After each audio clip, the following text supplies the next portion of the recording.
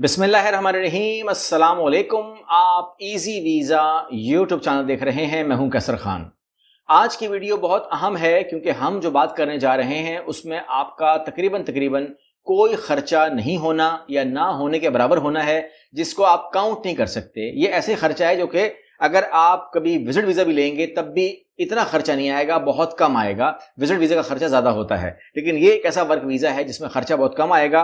और मैं बात करूंगा आपसे जापान की, मगर जापान से पहले मैं आपके इल्म में ले आऊं कि आप लोगों ने सवाल बहुत ज़्यादा किए थे कि सबसे आसान वीज़ा आपके ख्याल में इस टाइम किसका चल रहा है। अगर हम यूरोप के लिए अप्लाई करते हैं विजिट वीज़ा, तो मेरा मशवरा ये है कि फ़िलहाल जो नज़र आ रहा है रेशो, मुझे जो मैं अपनी कैलकुलेशन कर रहा हूं, उसमें स्पेन का वीज़ा जो है वो इस टाइम आसान लग रहा है और स्पेन को आपको अप्लाई करना चाहिए। अगर आप लोग स्पेन को अप्लाई करना चाहते हैं तो फिर मैं मशवरा दूंगा कि आप हमारे एलीट प्रोग्राम में आएँ ताकि आपको इसकी कॉस्ट ना पड़े।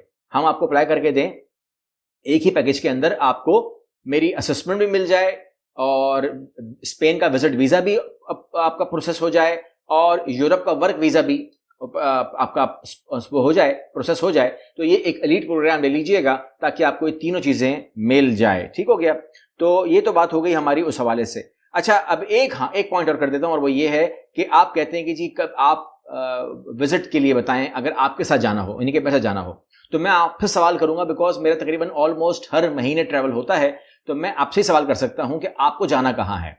तो आपको यूरोप जाना है, कनाडा जाना है, न्यूजीलैंड जाना है, ऑस्ट्रेलिया जाना है, या आपको कहाँ जाना है?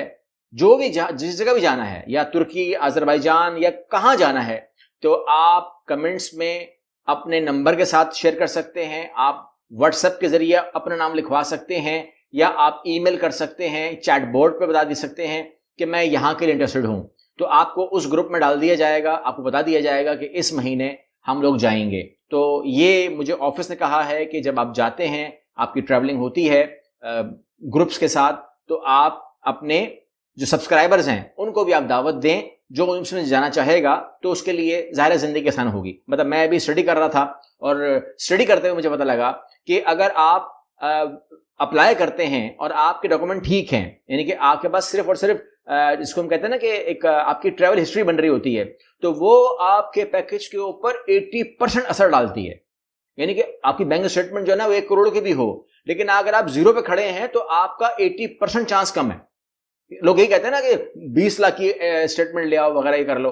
तो भाई यहां पर 80% खेल उस चीज का है जो मैं आपसे कह रहा हूं कि मेरे साथ आप ट्रैवल करें, मिलेंगे, मुलाकात करेंगे, घूमेंगे फिरेंगे, बातें करेंगे और एंजॉय करेंगे, ताकि हम अपने डॉक्यूमेंट को स्ट्रॉन्ग करें, अपने पासपोर्ट को ट्रैवलिंग पासपोर्ट बनाएं। ठीक हो गया जी?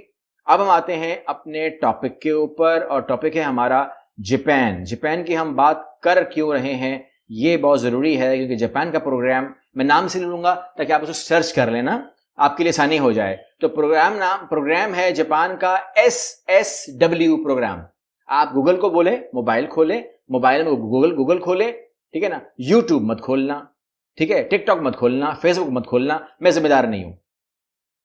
ऑफिशियल वेबसाइट खोल लो जापान की, या फिर आप गूगल को बोलो SSW प्रोग्राम के बारे में मुझे बता दें। ठीक है? तो जो आपको वो बताएगा उसको मैं कम से कम थोड़ा बहुत मान लूंगा, लेकिन किसी बंदे की पर्सनल राय नहीं मानूंगा। ठीक है? अच्छा, इसमें जो आपकी तैयारी होगी वो क्या होगी? जब खर्चा कुछ नहीं होना ना, जब खर्चा कुछ नहीं होना, तो थोड़ी सी मेहनत करनी है, थोड़ी तैयारी करनी है। और उसमें जो सबसे ज्यादा जरूरी है कि आपको पता होना चाहिए कि कौन लोग अप्लाई करें और कौन लोग नहीं अप्लाई करें। तो मैं बात कर लेता हूं कि कौन लोग अप्लाई करें। ठीक हो गया जी?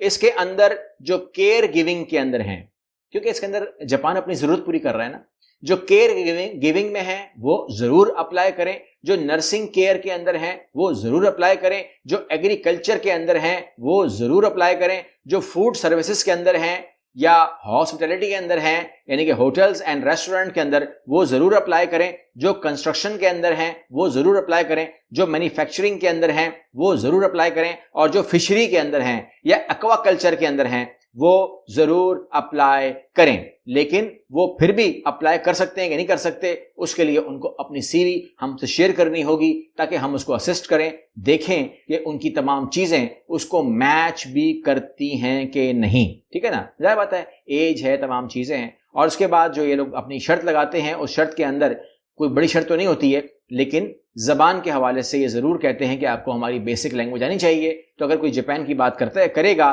تو میں اسے کہوں گا کہ وہ جاپان کلچر سے یا کسی بھی انسٹیٹیوٹ سے یا AI سے یا یوٹیوب سے یا کہیں سے بھی وہ جاپنیز لینگویج کے حوالے سے اپنے لیولز کو دیکھ لے. یہاں پر لکھا ہوا ہے جو وہ بتا رہے ہیں، جو خود وہ بتا رہا ہے، کہتے ہیں کہ جی JFT بیسک A لیول کرنا چاہیے یا پھر JPLTN 4 لیول کرنا چاہیے، اور یہ جو ہے وہ 2 دفعہ ہوتا ہے. بتا رہے ہیں یہ جولائی میں اور دسمبر میں نمل یونیورسٹی سے ہوتا ہے، اسلام آباد میں ہوتا ہے، وغیرہ وغیرہ وغیرہ. تو جو بھی ہوتا ہے آپ دیکھ لیجئے گا. یہ پاکستانی اس کو اپلائی کر سکتے ہیں. جاپنیز اسکلڈ اینڈ اسکلڈ کی تیاری کرنی ہوگی. یہ آپ کے 2 سے 4 مہینے لے لے گا ایز پر جاپان اسسمنٹ. اور ٹیسٹ بک کروائیں اور پاس کریں. جو پرو میٹرک ویب سائٹ ہے وہاں پر آپ کو اطلاع مل جائے گی. اس کے علاوہ جاب میچ امپلائر ڈھونڈیں. اس کے بعد گورنمنٹ کی آفیشیل ویب سائٹ کے اوپر جائیں، وہاں پر SSW کی ویب سائٹ کے اوپر جائیں، اور اس کے بعد آپ کی پروسیسنگ ہوگی جو 1 سے 3 مہینے میں ہو جائے گی، اور آپ کو جاپان کا ورک ویزا مل جائے گا اور جاپان جانا چاہیے، جاپان میں کام کرنا چاہیے. آپ کہتے ہیں کہ ایک بات اسے بتا دیں کہ جو جاپان میں کام کرنے کے لیے فائدہ مند ہوتی ہے، تو یاد رکھیے گا جاپان کے اندر سیلری بڑی اچھی ملتی ہے. اگر آپ لوگوں نے 2 سال بھی لگانے نا وہاں پر، تو اس سوچ کے ساتھ لگائیے گا کہ میں نے 2 سال ٹک کے کام کرنا ہے. فیملی کو مت بلائیے اور صرف اس پہ کانسنٹریٹ کریں کہ آپ کو کام کرنا ہے. اتنا پیسہ جمع کر لیں کہ وہ پیسہ واپس اگر آپ پاکستان لے کر بھی آتے ہیں، اگر آپ جاپان چھوڑتے بھی ہیں، ٹھیک ہے، ایک تو آپ کی پروفائل سٹرونگ ہو جائے گی. اپنے جاپان میں 2 سال لگا لیے ہوں گے، آپ اپنے کام کو ایکسٹینڈ کر سکتے ہیں. Go for 4 years, go for 5 years, no issues. اگر آپ کے اندر جان ہے، انرجی ہے، تو یو شوڈ گو. لیکن اتنا پیسہ لے آؤ کہ آپ اس کو پراپرٹی میں انویسٹ کر کے اتنا رینٹ حاصل کر سکو کہ آنے والی آپ اور آپ کی نسلیں بھی جو ہے نا اس سے فائدہ اٹھائیں، آپ کے بچے بھی فائدہ اٹھائیں. اور اس کے بعد اگر آپ کی جاب میں اتنی طاقت نہیں رہتی یا آپ کے اندر اتنی طاقت نہیں رہتی کہ آپ کہو کہ یار میں جانا نہیں چاہتا کہیں، یا میرا کام جو کر رہا ہوں اس میں سیلری اتنی زیادہ اچھی نہیں ہے، یا وغیرہ وغیرہ. جس طرح مہنگائی کا رونا روتے ہیں نا لوگ مہنگائی کا رونا تو روتے ہیں، لیکن وہ اپنے کام کے اپنے اندر ایسے نظام کو نہیں رائج کرتے جس سے ان کی انکم بڑھ جائے. ٹھیک ہے نا. ہمیں چیزیں مہنگی کب لگتی ہیں؟ جب ہماری انکم کم ہوتی ہے.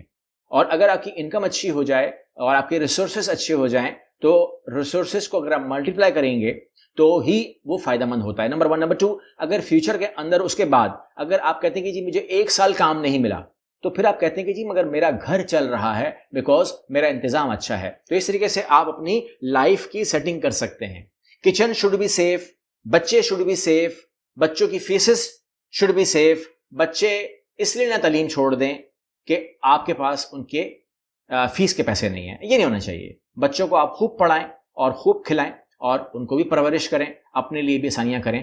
پیس آف مائنڈ کے لیے اپنی زندگی کی جو سسٹم ہے نا اس کو ٹھیک کرنا بہت ضروری ہے. اس کے لیے قربانیاں مردوں کو دینی پڑتی ہیں پاکستانی معاشرے کے اندر، اور وہ اس کے لیے جاپان جو ہے اٹس اے گڈ آپشن. اگلی ویڈیو ملتے ہیں. اللہ حافظ.